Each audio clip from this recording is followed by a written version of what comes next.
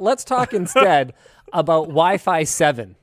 JK, Wi-Fi 6, Psych. Release 2. Nice. Version 4. Yeah, That part's so not true. there's some notes here. Wi-Fi 6 adoption has outpaced previous generations. I mean, that's easier when you just redefine everything as Wi-Fi 6. Sorry. I'm getting ahead of myself. Wi-Fi Certified 6 Release 2 is the latest certification from the Wi-Fi Alliance.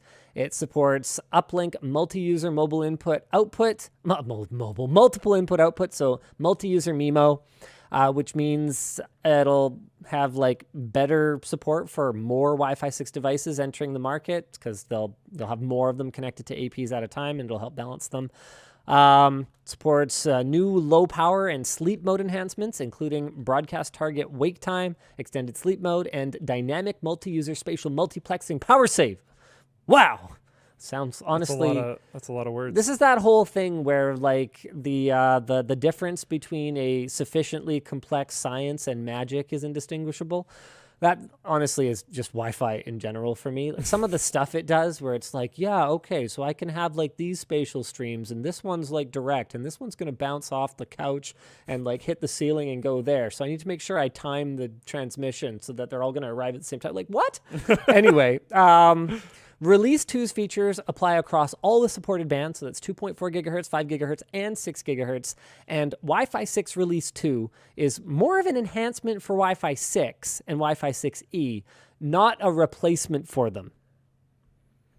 So now we've got the USB mess, we've got the HDMI mess, and we've got the Wi-Fi mesh.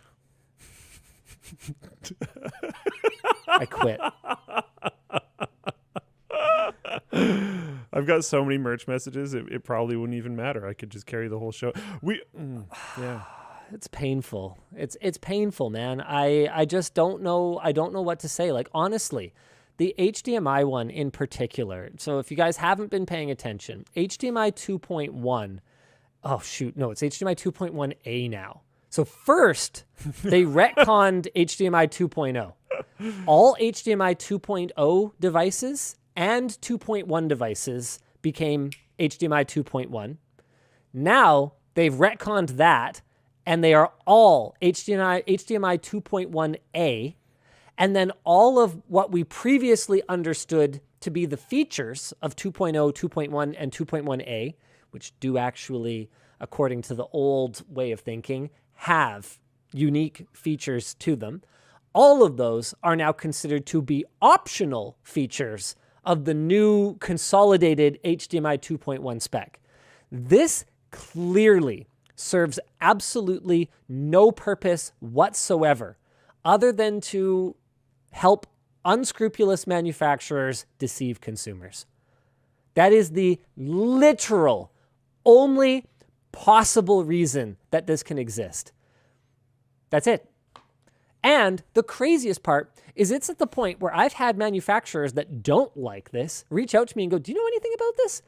Like, are we seriously going to have to certify HDMI 2.0 ports as HDMI 2.1A, but only supporting 18 gigabit per second transfer rates, so they can't do 4K 120? Like, is that actually how this works? Do you have any idea what's going on right now?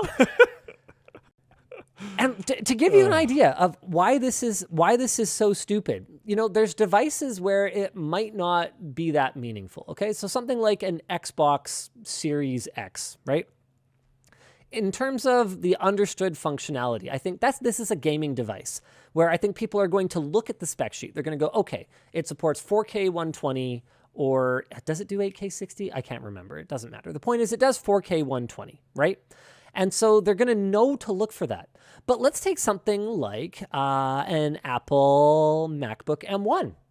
The MacBook M1 is only HDMI 2.0, which was a point of contention with the computer community as a whole because they were like, oh, hey, that's actually not very future-proof in terms of connecting external high-resolution displays to this thing. That actually kind of bites. And so now, all of a sudden, when Apple refreshes the M1 MacBook, even if they don't update that HDMI port to support greater bandwidth, it will still now magically be the MacBook with HDMI 2.1A. It's going to be so confusing. I mean, it was already confusing enough, right? When you had HDMI ports that only did 4K 30 hertz, right? Yeah. Back during the transition from 1.4 to 2.0, it was really rough. Yeah. It was really rough. You had to really dig into the spec sheet or even ask the manufacturer something. Hey, is this 1.4 or 2.0? Well, now there doesn't even exist terminology to properly find out what's going on. Okay, there does. But I can't even remember what it is. I read an article about it the other day. It's some type of signal encoding that you have to ask if it supports so that you'll know if it'll do up to 48 gigabit per second. And the craziest part is you can even have devices that support that type of signal encoding. Like LG had their, what generation was it? Was there the 1 series or the X series? I think it's the 1 series. But they had a generation of TVs that didn't support the full maximum bandwidth of HDMI 2.1, even though it supported most of it. I can't fathom how we think that moving backwards and making spec names not mean anything is helpful in any way whatsoever. I'm sorry, I'm getting a little passionate here. Well, I'm pretty sure we've actually been talking about this type of like naming scheme problem on WAN Show since WAN Show started. So what you're saying is it's not getting better. No, it's potentially getting worse. I don't know. This last year has felt really bad because of the big three that you just talked about.